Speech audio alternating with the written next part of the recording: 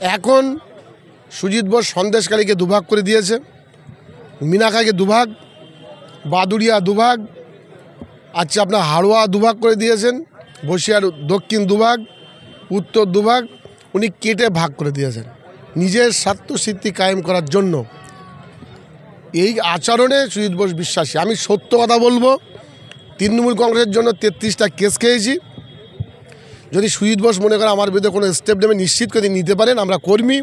সুজিত বোস যদি বসিরহাটে থাকে নিশ্চিত করে 26-এ তার মানে ভালো কিছু আমরা দেখব না।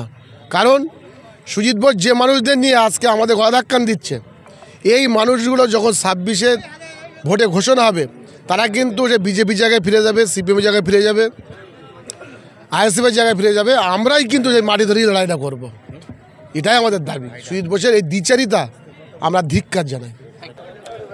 দেখুন, আমি হাড়োয়া পঞ্চায়েত সমিতির 2008 সাল থেকে কর্মাধ্যক্ষ, তারপরে সভাপতি, তারপর পূর্তের কর্মাধ্যক্ষ, এখন বর্তমান সহসভাপতি এবং যুব সভাপতি। আজকে যেখানে অভিষেক বন্দ্যোপাধ্যায় আমাদের প্রাণপ্রিয়, এই আব্দুর রহিম দিলু সাহেবের ইফতার পার্টিতে যার শুভেচ্ছা বার্তা, এখানে একটা প্রোগ্রাম, ঘোষিত প্রোগ্রাম, সুজিত বোস তিনি দেখে দেখে আজকের ডেটেই কোনো একজন বাদুড়িয়া লিডারের নেতৃত্বে চলা সুজিত বোস তিনি এখানে এই ইফতার পার্টিটা ভণ্ডুল করার জন্য একটা মিটিং ডেকে, ঠিক টাইম 4টে থেকে 5টা, যে টাইমটা সবাই ইফতারের জন্যই ব্যস্ত থাকে। এবং ওই মিটিংটা ডেকেছেন গুটি কয়েক লোকজনকে নিয়ে, যারা হাজী নুরুলের লোকসভা নির্বাচনে আমরা চোখে দেখিনি। সেখানে গিয়ে দেখলাম কয়েকজন যারা সিপিএম, আইএসএফ এবং বিজেপি তাদেরকে নিয়ে ভোটার লিস্ট সংক্রান্ত বিষয়ে আলোচনা করছেন। এবং সেখানে আমরা উপস্থিত হলাম।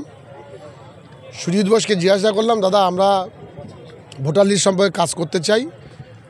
আমাদের পঞ্চায়েত সমিতির কর্মাধ্যক্ষ ছিল, প্রধানরা ছিল, আমরা ছিলাম।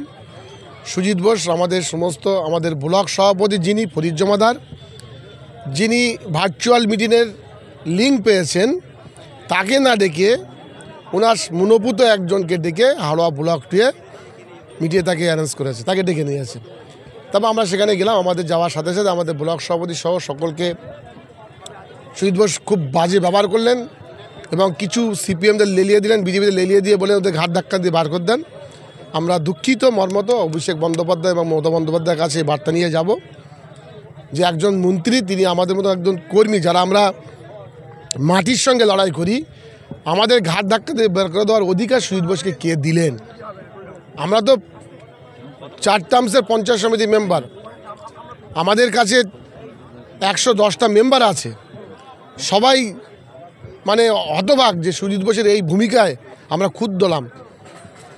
আমরা দলের কাছে বার্তা জানাবো যে সুজিত বোসের এই দাম্ভিকতা বেশি দিন বসিরহাটের মানুষ মেনে নেবে না।